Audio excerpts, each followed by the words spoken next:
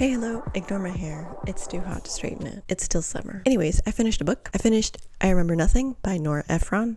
I thought it was pretty interesting. I gave it 4 stars. It's a memoir about her life and how she remembers nothing. She talks about going through her life and not really remembering much. She doesn't have Alzheimer's or dementia or anything. She just doesn't really remember certain details or people. But she does remember other things, and that's what she talks about. It was a really short book. I listened to the audiobook, so it was 3 hours or so not too bad. I can't really say why I liked it. It was just more interesting hearing from someone who's older, who's been and done things that were interesting. She wrote When Harry Met Sally, and she's mainly a writer, and I don't know, I just liked it.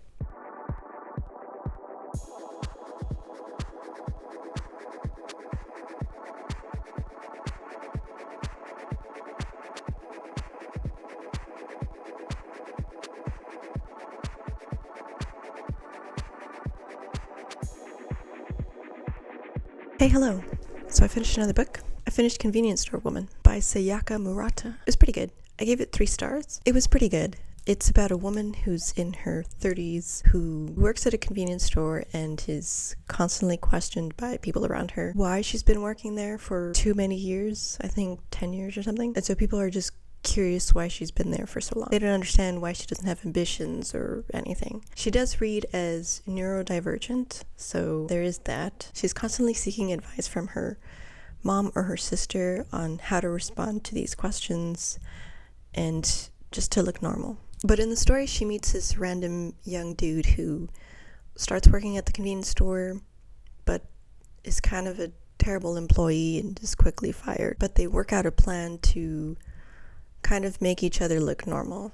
For him, it's how do I just get people to stop asking me about questions?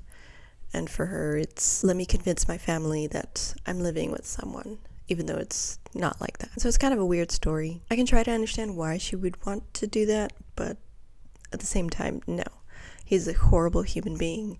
He's constantly putting her down, and he's constantly trying to convince her this is good for you, even though he's just a garbage human being. And I hated him. He was just horrible. And I don't know why she goes along with it for so long. It's probably because she doesn't pick up on him insulting her. But I just hated him, and it went on for too long, and he constantly put her down. It does end on a good note, which I almost gave it 4 stars, but it had the lingering effect of that one character, and I just kept getting mad every time I remembered the book, so I dropped it down to 3 stars. But yeah, it's a short book. I mainly listened to it on audio, so it was like 3 hours. Not too bad.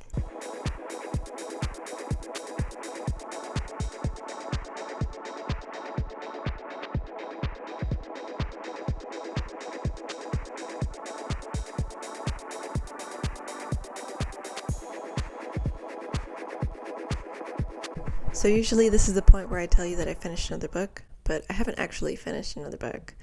That's mainly because I don't really want to finish. I think I'm over it. I've read a good portion of it, and I don't feel like reading it anymore. But I do want to give my thoughts and probably give a rating. And Mood Readers, that's what we do. We DNF books all the time, and we still give ratings because it took our time. It takes time to read, so I'm giving it a rating, and it's not that bad. But the book I read is Kitchen. I've read 2/3 of this book, or probably more so.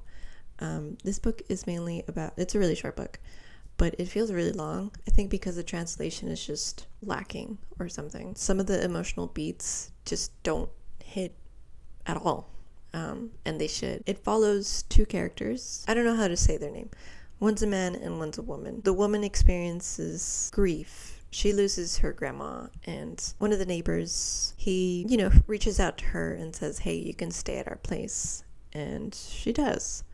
And for a while, they have like a family unit where she meets his dad, who has decided to be a woman because that's who they are. So his dad is a trans woman. The language for that is not nice, or I don't know, it's just maybe it's a cultural thing or something.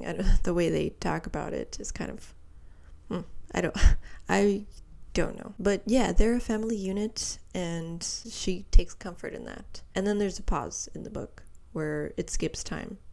And then, this is a spoiler, by the way, so I'm just going to put a big sign, whatever. So yeah, there's a break in the book where it skips some time. Some time has passed, and she now lives on her own. Some time has passed, and she learns that the trans woman has passed away, and that the son is not taking it well. Obviously, he's not taking it well. Who would?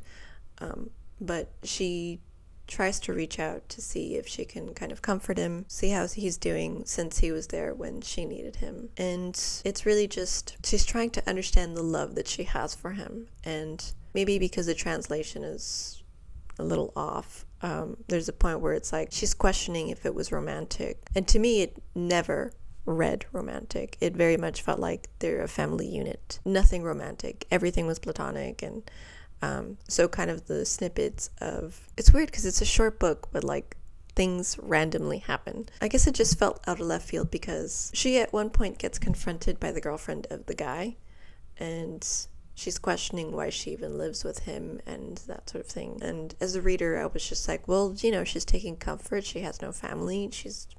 This is her family unit right now. And there's nothing wrong with that. I didn't think much of it. But when she starts to question her love for him, I was kind of confused because the whole time I just thought it was sibling or familial love. It was never romantic. That's what I mean when I say the emotional beats were just not there. It was just kind of strange. But I get what they were going for. It's two people who experience grief at different points in their life, which I think if it was maybe translated better, I don't know, or written better, I can't say who's at fault. Maybe it would have read better. That's it. And the reason I didn't finish it was because the next portion of the book is like a completely different story. It's about two people who, I don't know, it has nothing to do with the two characters that we've been following, and I didn't know it was a short story. I thought it was one continuous story that I was reading, and I'm not a big fan of short story collections unless I knowingly know that it's a short story. So I don't really care to finish this book because I don't care about the characters now. Mind you, the new characters are like at page 110 or something. Yeah, Moonlight Shadow is at page 109, and the book is like 150 pages. So I don't care to read about these new characters. I don't care what happens to them. It's just frustrating. I don't care to finish this. Like why couldn't you just finish the book with the two characters that I vaguely have a semblance of caring for? So for that reason, I'm just not going to finish it, but I'm going to give it a 3-star because it was okay. That's it. But yeah, these are all the books that I read in this hot girl summer reading vlog. Summer is pretty much over. It's September now, and the weather is changing, and it's really sad. But yeah, thanks for watching. Bye.